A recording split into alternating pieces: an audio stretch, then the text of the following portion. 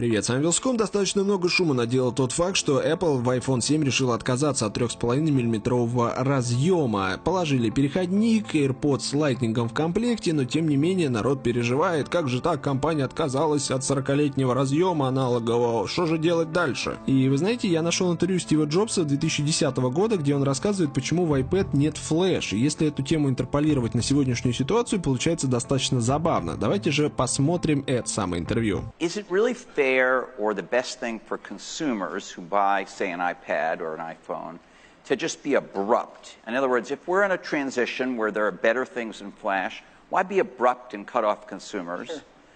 Well, two things. Number one, I'll come back in a minute to what really happened there, because what you said isn't exactly chronologically correct. But Apple is a company that doesn't have the most resources of everybody in the world. And the way we've succeeded is by choosing what horses to ride really carefully, technically. We try to look for these technical vectors that have a future and that are headed up. And, you know, technology, different pieces of technology kind of go in cycles. They have their springs and summers and autumns, and then they go to the graveyard of technology.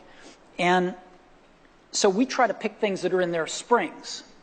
And if you choose wisely, you can save yourself an enormous amount of work versus trying to do everything. And you can really put energy into making those new emerging technologies be great on your platform, rather than just okay because you're spreading yourself too thin.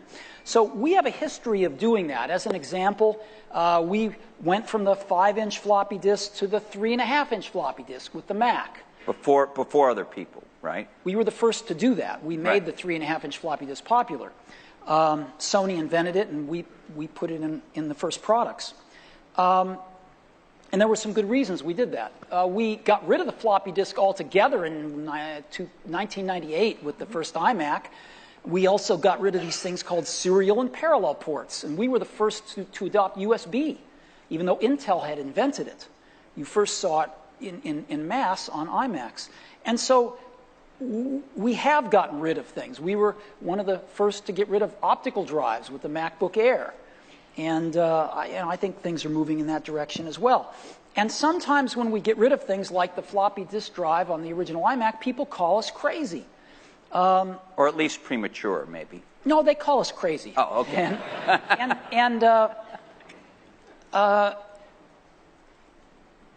But sometimes you just have to pick the things that look like they're going to be the right horses to ride going forward.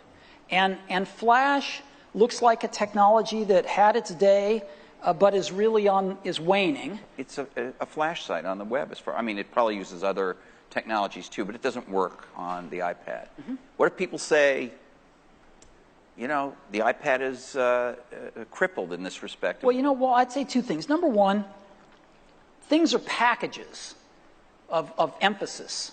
Some things are emphasized in a product, some things are not done as well in a product, some things are chosen not to be done at all in a product. And so different people make different choices. And if the market tells us we're making the wrong choices, we listen to the market. We're just people running this company. We're trying to make great products for people. And so we have at least the courage of our convictions to say, we don't think this is part of what makes a great product. We're going to leave it out. Some people are going to not like that. They're going to call us names. It's not going to be in certain companies' vested interests that we do that, but we're going to take the heat because we want to make the best product in the world for customers. And we're going to instead focus our energy on these technologies, which we think are in their ascendancy and we think are going to be the right technologies for customers. And you know what? They're paying us to make those choices. That's what a lot of customers pay us to do, is to try to make the best products we can. And if we succeed, they'll buy them. And if we don't, they won't. And it'll all work itself out. Конечно, можно найти несколько уровней объяснения и сказать, что компания просто зарабатывает деньги, но, как мне кажется, это звучало убедительно и заставляет задуматься, что самое важное. А с вами был Вилсаком, подписывайтесь на канал, вступайте в мою группу ВКонтакте, подписывайтесь на мой Твиттер и пользуйтесь беспроводными наушниками. Пока.